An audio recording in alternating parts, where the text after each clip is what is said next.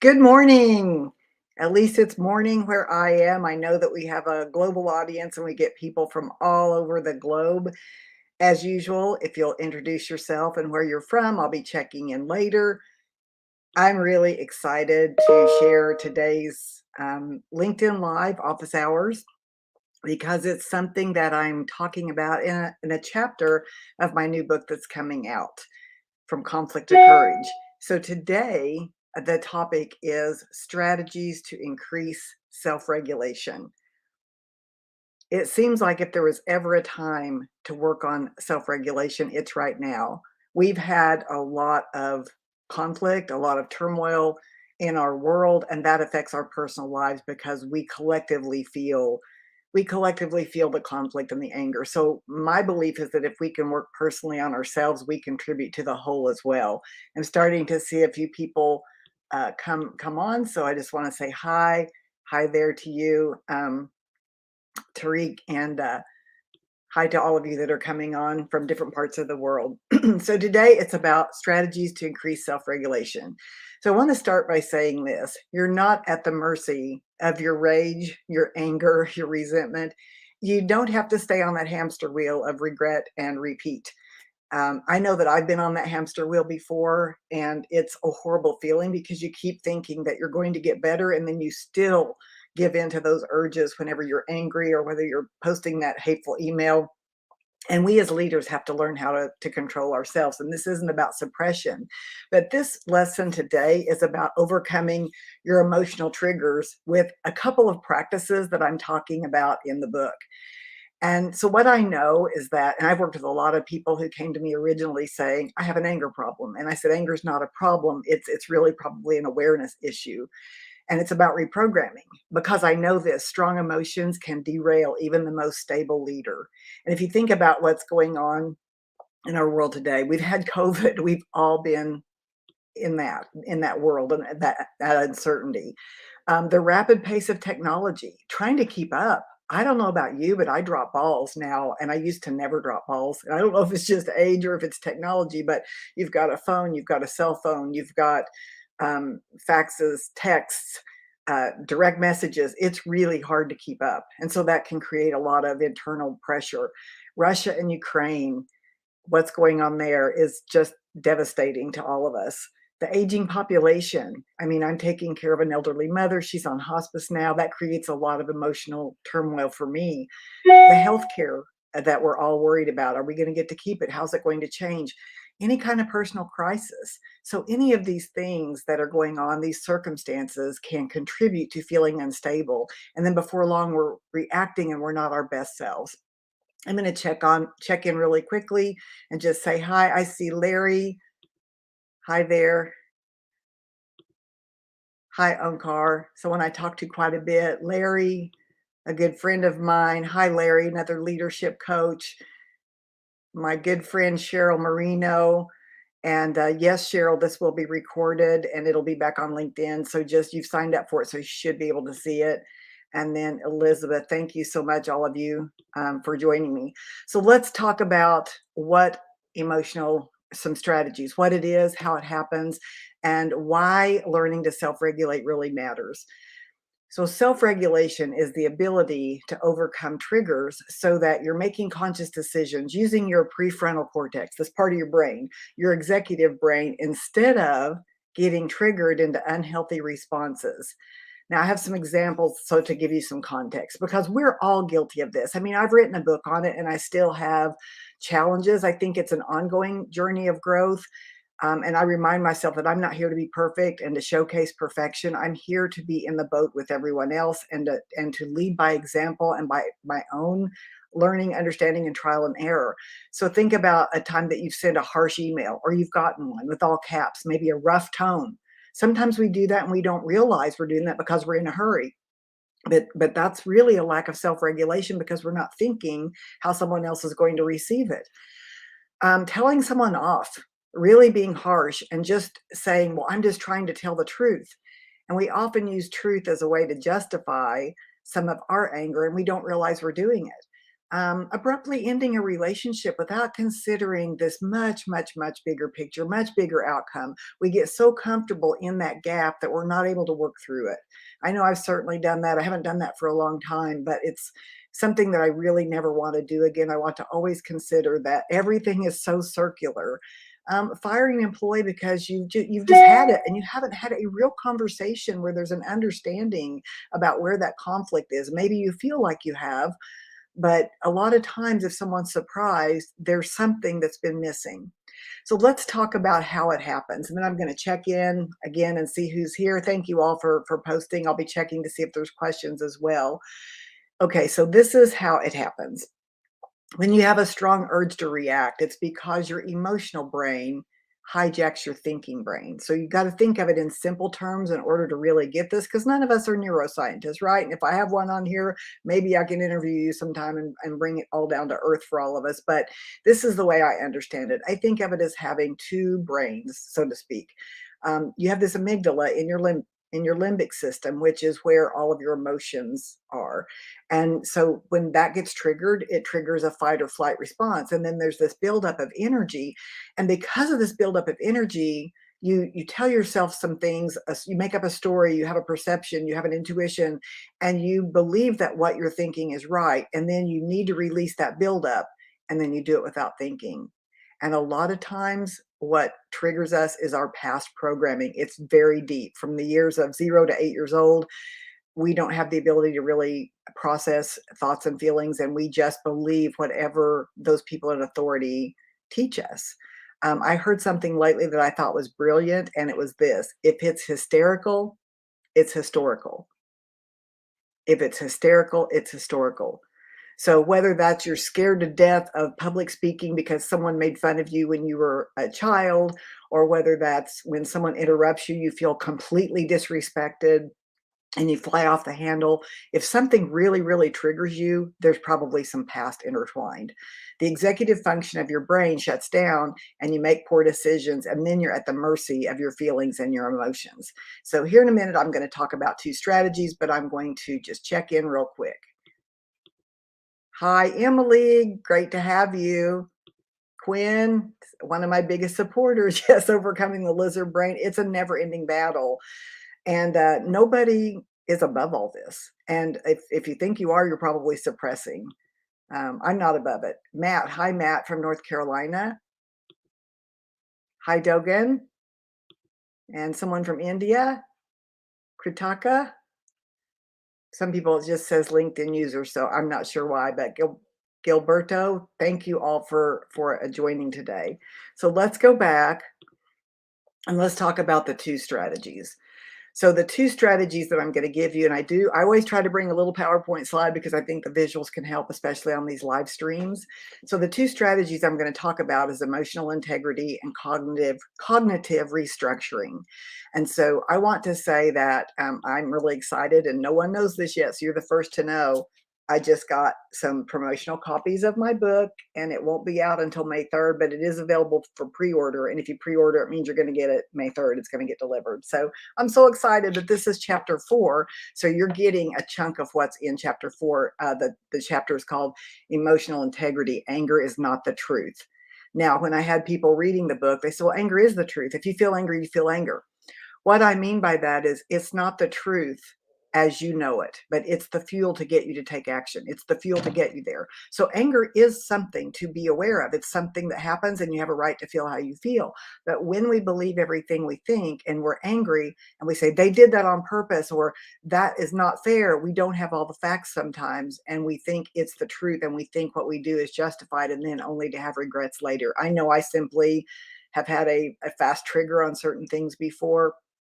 And I can tell that I'm changing because really I'm going through some pretty tough times right now with my mom is on hospice. I don't expect her to be here much longer in nursing care. There's a lot going on and I feel like I've handled it really well. I've had a couple of maybe ineffective conversations where I was really angry, but I think overall because of I guess the blessing of getting to write this book, I've been able to really think through things and get myself centered for the most part. So I'm going to share the first strategy, which is emotional integrity. And in this book, I'm making some distinctions because I think distinctions make things a little bit easier to understand and to add value in our mind about it. I did one on distinctions on LinkedIn Live last month. So if you want to look that up, you can go to my YouTube channel at YouTube, marlenechism.com. I load all my LinkedIn Lives there just because it's easy to find. So I make a distinction between emotional awareness, emotional intelligence, and emotional integrity. So emotional awareness, it's just a necessity. Yeah, it's a foundation. You're aware of what you think and you feel. And believe me, so many people are not. They just go about life with no self-awareness. It's the first step. And I think most people that like my work are pretty self-aware. You're attracted to this kind of work for a reason. Then there's emotional intelligence, and I love Daniel Goleman's work, and that's it's coming to the forefront now. He's been a genius in this work for years and years and years, and now we're just starting to really dig deep and see the importance. It's the ability to express emotions and handle relationships judiciously.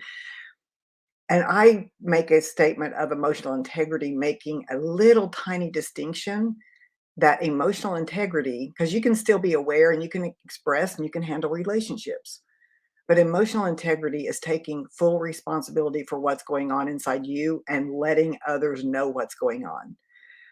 I'm going to share those distinctions in the three steps, and then I'll give you a little overview of a little PowerPoint and see if that helps you to kind of grab a snapshot. So, the three steps to emotional integrity. Step one is to take ownership of your experience. This means, and this is hard, I still do it sometimes. It's hard, but the awareness is what helps.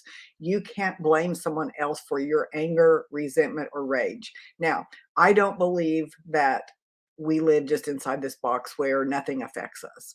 I believe we have symbiotic relationships. And I think we are, there's that question, am I my brother's keeper? Wow, what a profound question. We all have a responsibility to live in responsibility. So it's not that you don't have a right to feel anger if someone does something that was wrong, but you still have to take ownership of your response and your feelings because that's the only control you really have.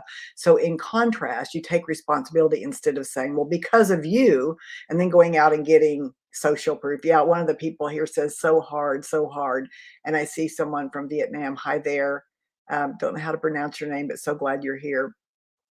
So yeah, it's really hard because what we want to do is we want to justify our reactions. Um, we try to get that social proof, and we have a friend say they deserved every bit of it, and that doesn't help us though. So it may be true, but it really is justifying that behavior. So let's look at step two: face your dark side. Okay, this is hard. Tell yourself the truth about what you feel. Just because you feel something does not mean you're a bad person. We all have thoughts that we're not proud of. Anger is just an experience, it's just an energy that wants to go somewhere. You don't have to act out. If you feel like you can't help but act out, that's what today is for, to help you figure that out. So here's the contrast is pretending that things are okay when they're not. Just watch in the United States, in the US, anytime there's a political, an election year, you will see people jabbing each other, and while they're getting the jab, they'll smile or they'll roll their eyes or act like it doesn't hurt. They've learned how to have this plastic, non-responsive face because we fear the vulnerability. We fear saying, "You know what? That's not fair. It's hurtful." And, we fear those kinds of conversations. Yeah, Quinn, I love what you're saying. It's a lost leadership talent in today's profit focused and driven business world. It is. I think it's going to come back around out of necessity, um, just because what's happening now isn't working. And that's a whole other conversation. But so step one is take ownership of your experience. Step two, face your dark side. So quit pretending you're okay when you're not. It's okay to have a feeling. It's okay to even set a boundary and to say, I don't even know what I feel right now, but something's like off for me. And let's continue this conversation. I'm interested, but it caught me off guard. There's nothing wrong with that. We're not supposed to have spines of steel. We're not supposed to not react to things that are hurtful or even intended to be hurtful. Um, you're strong enough to handle whatever someone does or says. You just have to be okay with it's okay if you're vulnerable. You don't have to cry and weep or get angry in front of them. You can take that break and you can still own that something's just not okay with this, and you're gonna figure it out. Step number 3 is to represent yourself. It's okay to say, "I'm feeling anger," or "I'm just too upset to discuss this right now." Owning your experience without blaming others puts you back in charge. This is in contrast to saying, "Hey, let me tell you what everybody thinks about you." Instead, I'm gonna represent how I feel, what I want. I'm not gonna represent the room. I'm not gonna say everybody feels this way. That's just a way to avoid responsibility. So that's the 3 steps of emotional integrity. I'm gonna see, I've got over here if I can find it. There's the screenshot. Emotional integrity. Take responsibility for your experience, face your dark side, and represent yourself. All right, so I'm gonna get that. I'm gonna hide that, come back again. All right, let's talk about cognitive restructuring. All right, got some comments. Want to see who's in? Someone said, agreed, Quinn, Angela. Yep, people are liking what you just said, and people feel that with their leaders. Feel free again to let me know that you're here, where you're from. If you've got a question, I always check back later, go through the comments and try to answer anything that's there. And I always ask people that join my LinkedIn Lives, if you're enjoying this, if you're getting value and you think others would as well, feel free to share it on your own LinkedIn timeline and let others know what you got out of it. Maybe put a point or two out there if you think this will help someone. So the next tip, so we've now talked about emotional integrity and the 3 steps that I have in the book. Now I want to talk about cognitive restructuring. This has been fascinating for me. I've read a lot about it, but I've really worked on it this year because I feel like I have to work on it since I'm writing a book that has this in the book. This is really about changing your wiring by building new skills. What's interesting and exciting is that scientists used to believe that we are wired and that's how it is. We are who we are. We have a personality. We have a way of being and behaving. That's just how I am. That's just how they are. Well, we're finding that that is not true. We have the ability to make choice and to change our wiring, even our programming. So I think that's really exciting. The brain has plasticity. Hey, we can all celebrate. We're not going to have to be beholden to emotions that do not serve us. We can still feel them and we don't have to act out. We don't have to hide. We don't have to suppress. So, this is really about changing your wiring by building new habits. And every time you need to know this, every time you fall into the same old patterns, you build pathways. So, every time you smoke a cigarette, you build a new pathway for wanting that kind of stimulation. Every time you cuss out someone in traffic, you're building more pathways for that to release your energy. So it's difficult to break these addictive patterns. Okay. So I'm going to give you a little bit of the addictions some context here for the addictions that we have. Arguing with the same person over the same thing. If you're married, you probably know exactly what I'm talking about. You're going to always argue about the money. You're going to argue about the kids. You're going to argue about the temperature in the house. It's hot. No, it isn't. It's 67. Yeah, but it's humid. We used to have that that argument all the time. Arguing with the same person, you're wired to do it, and now you get triggered. You get triggered at the moment you think it's going to happen. Lashing out, walling off, same thing, still avoidance, but just 2 different ways of patterns. Retaliation.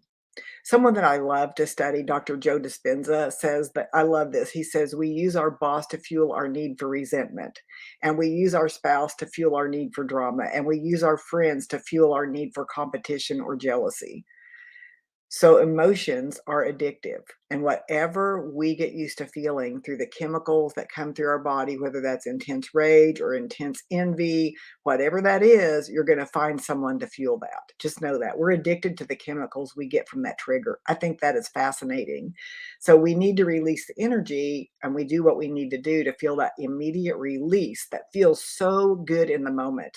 And then we feel so bad afterwards, after we've calmed down, after our thinking brain comes back into play. So it's very much like someone who's addicted to a drug. They hate themselves and they promise to do better, but they need that fix. And I know I've really been watching myself over the fixes that I seem to need, sometimes arguing over irrelevant things just to prove. Have you ever noticed that if you've said something to someone like, hey, it happened on, May 3rd, they'll go, no, it was the 4th. It was the 3rd. And you have to go look it up and it really doesn't matter. If it doesn't matter, what's that urge to be right? I knew it. I don't forget things like that. Or how it feels when you're wrong. Wow, I could have swore, but did it matter? A lot of times it doesn't matter the things we're arguing about. That tells you that there's an addictive urge there to prove a point. Perhaps when you were a child, you got in trouble if you weren't right. Figure that out. It means that here's what this means. You have to get through the difficult part of this in order to create a new pathway. So you have these pathways you've created by walking that path over and over and over and over, eating junk food, smoking cigarettes, lashing out, avoiding. You've got a deep pathway. It's a four-way highway, four-lane highway. You've got to create a new pathway if you want to stop. So I'm going to give you those steps right now. Then I'll show you the little PowerPoint on that. So step one is to become aware of your triggers. Just got to become aware. It can be a person, it can be a situation, it can be when you're feeling like, for me, if I'm kind of hungry and I'm no longer at capacity, it's not a good time for me to have a conversation that's going to be difficult. And if I just know that, I'm better. Instead of being so unaware that it's already the end of the day, I've had a rough time, and now I'm going to talk about X, not a good idea. So become aware of when you get triggered. What is it that makes you angry? Is it a certain person? Is it a situation? Is it a certain behavior? The ability to identify your triggers is the first step to consciously changing your response in the future. So, what I recommend in the book is just have a day of observation or maybe a week and just start to observe. Hey, I wonder what that was. Don't try to change it. Don't analyze it. If you trigger, you trigger. But just start to watch, what is it? What is it? I already know this is going to happen. I'm willing for it not to happen, but let me just watch myself and what makes me so angry about that. Step number two, feel but don't act. This is really difficult because you've created habits that help you release pressure, whether that's interrupting, whether that's discounting, whether that's yelling, stonewalling. Notice your desire to revert to the comfortable behavior, but instead, the next time, just pause, take a breath, pause, and it's going to feel bad, but don't take action. Instead, do the courageous work of feeling and just notice your bodily sensations. Here's what you're going to notice. Does your neck get hot? Do your palms sweat? You feel this feeling in your stomach? What happens next? Just notice it and resist the urge to release it. Let it dissipate, and it will feel like it's not going to. You'll feel like you need to go take a ball bat and beat something. And maybe you can do that, but like, don't react to the person. There is a refractory period for your prefrontal cortex to take charge. So give it some time for that feeling to dissipate so that when your thinking brain can take back over, you'll make a choice that's better for you. Then step three, create a plan. It's easier to change behavior if you already have a plan. Now, you can do this first if you want, but I think that it's better just to observe, feel, but don't act. Then like you start thinking about it. If I want to change this pattern, what do I wish I would have done? And now I have a plan for what to do instead. I can ask for a boundary of time before we talk again. I can say, I don't appreciate that. What do you mean? I don't have to trigger in the way that I always did. I've experienced this with there's a person that's at the nursing facility where my mother is. She's what I would call extremely rude. Okay, the observable behavior, short answers, snapping, yelling her at me, saying, "What do you think I'm doing?" when I've asked for medicine. And she thought I was talking to my mother when in fact I was talking to other little lady. And, "What do you think I'm doing?" I said, "Well, this isn't my mother," but I snapped at her back and said, "This isn't my mother." And it's like I showed my teeth because I had this feeling like, you're not going to get by with that. And of course, she was really nice to me the next few times. But I just decided that she's going to be that way because this is an unconscious pattern for her when she's under stress. So the next time that happens, I'm just going to step back and take a pause. And it happened the other day. She was helping my mom, and I said, "I'll get it." And she goes, "No, I'll get it." I said, "Okay." And I stepped back and I went, wow, I changed that pattern with this person. And if I've changed it with that person, I can do that again. And it's not like I don't want to put her in her place or go tell on her or tell her off or say, "You're not going to do that with me." I do want to do that, but that's not how I want to show up. So I really want to show up by example and to have some compassion to say, sometimes when people are under stress, they are not their best selves, including me. So that's the way I looked at this. I saw that I changed my pattern. So I had created this plan. Next time I'll just step back and just kind of be silent. And I did. It's easier to change a behavior if you already have a plan instead of reverting to your trigger. So, for example, if you tend to get triggered when Kim blindsides you with unwanted information, take a breath, and instead of reacting, you tell Kim you'd like to meet next Thursday at 2 o'clock. So I've got a little banner here to show you if I can find that. Let's see. Here we go. So there's the cognitive restructuring banner. Become aware of your triggers, feel, don't act, and then create a plan. So I want to check in real quick. I think see someone's commenting. Let me get that banner back off of there. Okay. This is really a lot of multitasking. You just have to see it. I feel like the guy on The Wizard of Oz behind the curtain. So I'm going to check in if anybody wants to. Someone says, but it seems that always giving in and walking away takes a toll. Oh, I so agree. If this was going to be something I had to deal with a lot, that would be a different conversation. This is going to be a temporary solution for me. But I wouldn't do it in the moment. I would actually have a conversation and say, let's talk. Here's what I've observed. Sometimes when I ask, and I talk about this in the book, sometimes when I ask you for something, you raise your voice and it sounds very short and disrespectful to me. I'm not going to be available for that. You have to have if you're going to set a boundary, you have to be in charge of the boundary, right? I can walk away. I can go tattle. I can go tell your boss. So you're right. It does take a toll. But you have to decide what you're going to do and what your choices are. Step 2 is huge. The foundation of mindfulness practice is what you're speaking about, known as drama in the workplace. Some people are addicted to creating an emotionally charged environment around it with no reason beyond enjoying that emotional high. I think so. And in my work, and I've written several books on drama, my definition for drama is any obstacle to peace or prosperity. So when people are addicted to their emotional highs, it's a lack of awareness that gives them some sort of purpose, some sort of something to worry about instead of being self-aware. So I think that this is when it calls for leadership to weed that out and to help people become different. If they can't, then you obviously, as a leader, you have choices. You can let someone go. So yeah, it can be that, but that's usually from past programming. Hi, Jamie. Wow, great information. So glad you liked it. And this is our tree says, right, time to be okay with being not okay. Love this. Hey, from Virginia, so glad you're here. Thank you, everybody, for posting. So I want to, I always end with sort of a call to action. And I want to give you this resource. I do have a LinkedIn Learning, and that's not these lives. This is with LinkedIn, and it's on anger management. And I think it's the best kept secret on LinkedIn. I have had a lot of people take it, but not as much as my difficult conversations courses. If you feel that that would help you, it's anger management on LinkedIn, and we really talk a lot about emotions. And of course, I've evolved in my understanding of it since that time. But I tell people, I've heard people tell me that it's changed their life. As I said, there's a whole chapter on emotional integrity in my book, From Conflict to Courage. The launch is May 3rd. So mark your calendar because I'm doing a LinkedIn overview of the book that day. And I'm asking all of my friends and contacts just to pre-order. That helps my sales. Hey, you know what? I'm not going to deny it. I'd love to have a bestseller. I don't know if that's possible, but why not? You know, I've got people who benefit from my work. And if you do, I'd love for you to go ahead and pre-order or else buy it on May 3rd. Share this on your own page. Here's a picture of the book again. Let's see if I can get that in there, From Conflict to Courage. And honestly, for as hard as I worked on it, I thought the book would be a lot thicker. But less is more. It's very content rich. I think you'll really get a lot out of it. There's a learning guide on the inside to have book clubs. And there's reflection pieces at the end that you could also discuss with friends or else just do your own inner work. If you enjoyed this, share on your page. And if you follow me on LinkedIn, if you want to connect, I'll connect as long as you've seen my programs and it's not trying to get into a conversation about buying and selling because I don't do that on LinkedIn. But if you want to follow me, you'll get notifications about everything else.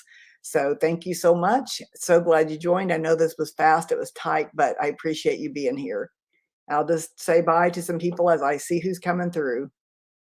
Thanks for being here.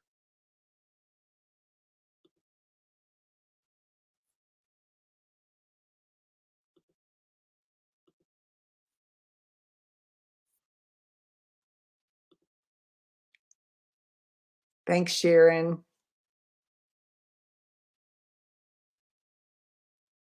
Bye, everyone.